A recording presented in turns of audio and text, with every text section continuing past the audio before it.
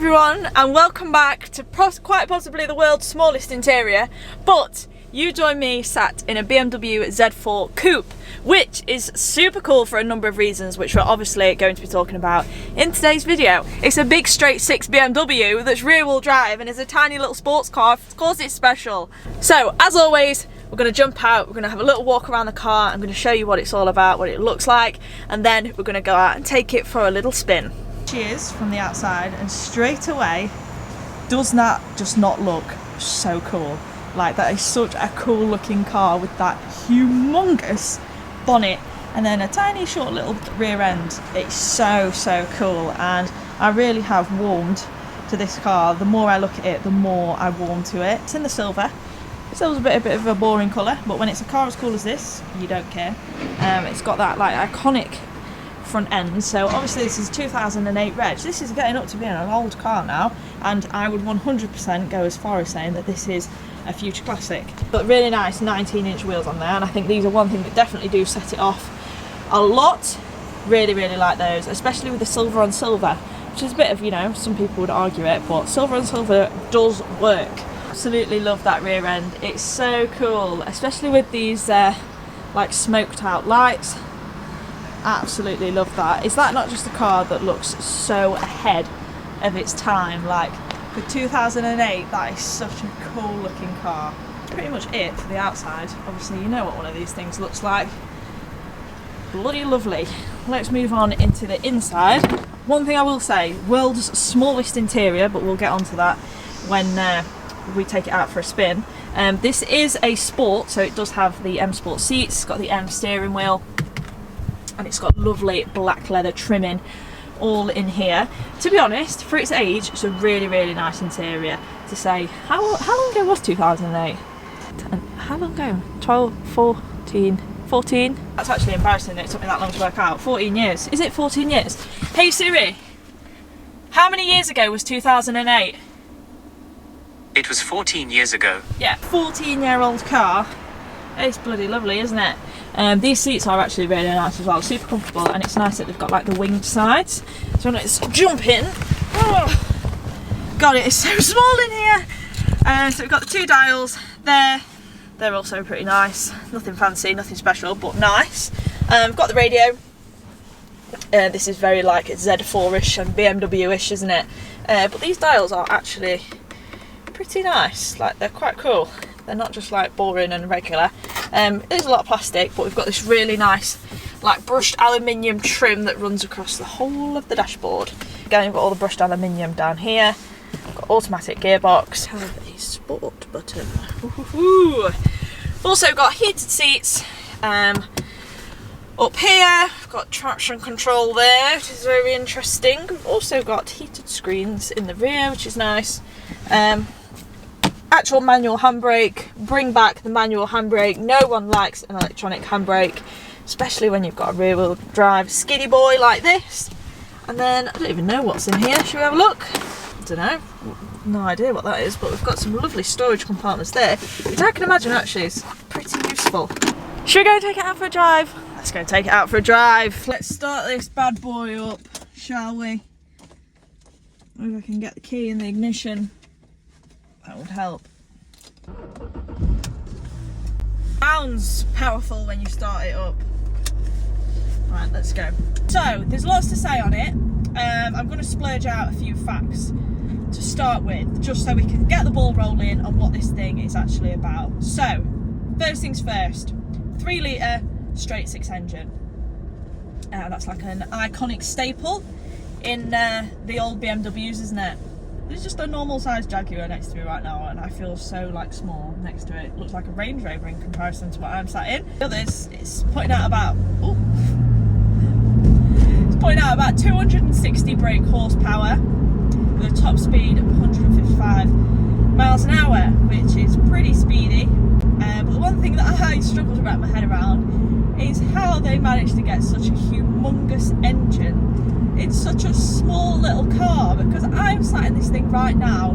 It feels like I am in something like, it feels like I'm driving like a little MX-5, like with a little 1.6 engine, not a massive 3 litre straight six, but nonetheless, it's a cool engine and it's very, very, very powerful, especially when it's in a car that weighs as little as this and has such like a short wheelbase as something like this.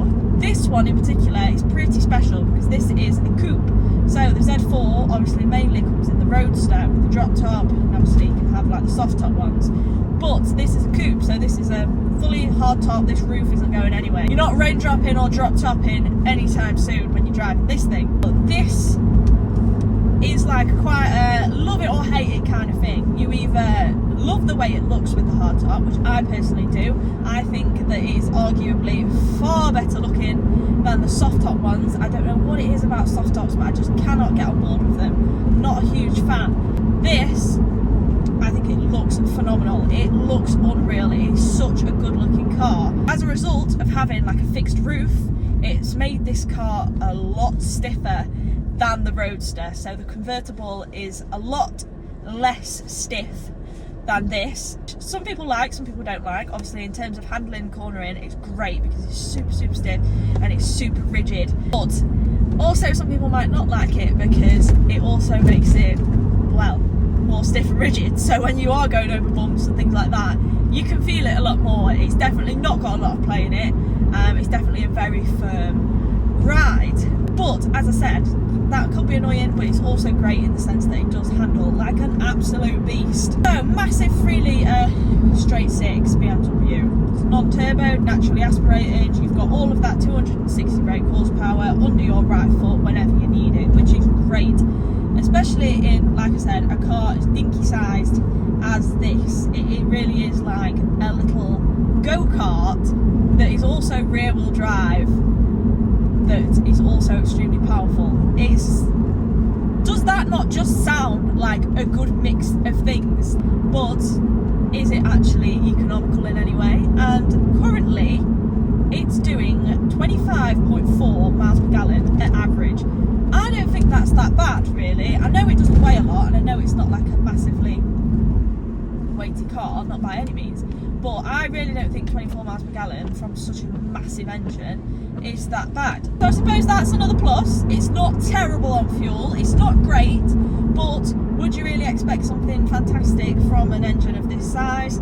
Probably not. Now we're going to talk about what it actually is like to drive.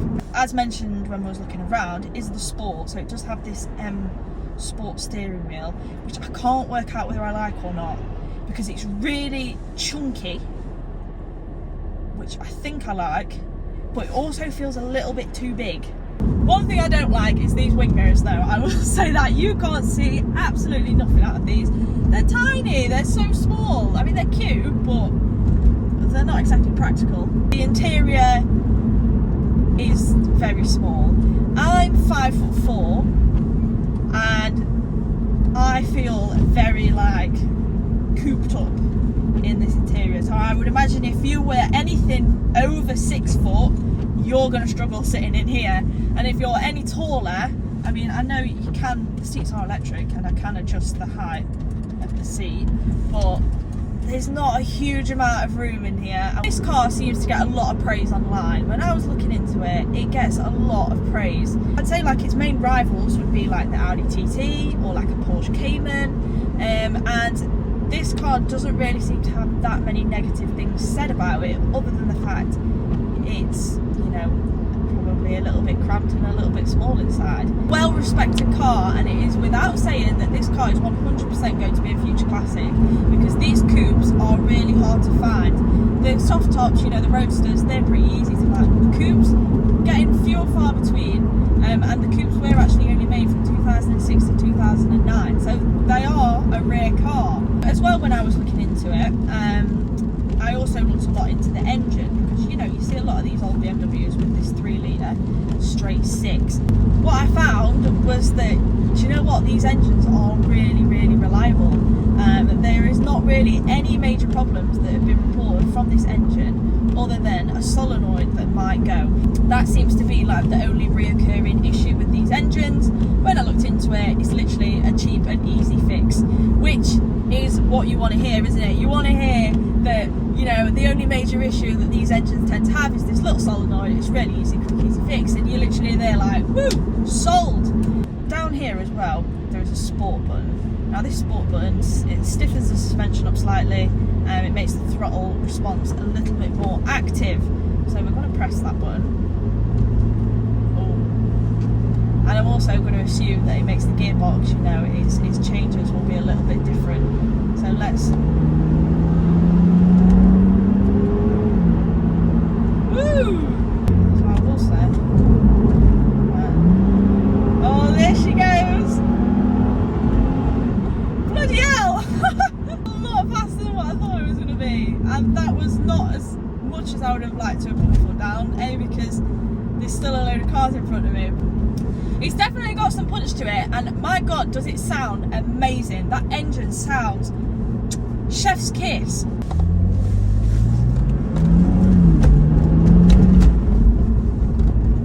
Alright.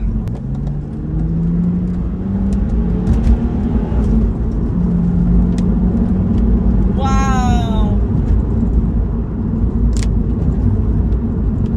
When I was reading online and everyone was saying that this car handles well, you know, I was thinking, yeah, well, anyone can say that, can't they? But wow, this car does genuinely handle well. It sticks to the road and it just eats those corners up like there's nothing there. Let's just put a foot down.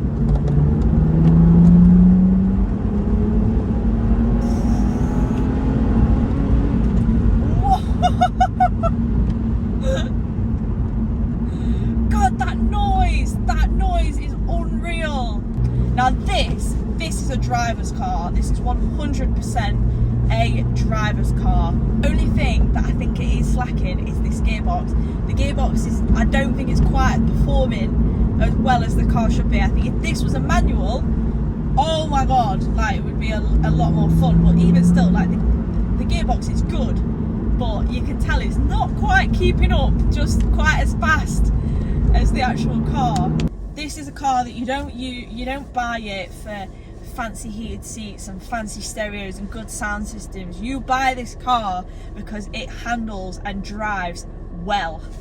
End of conversation. In my time that I've been at Vogue, obviously I've driven quite a few cars now, but the one car that surprised me the most on how nice it drove was the Audi TT that we currently have in stock.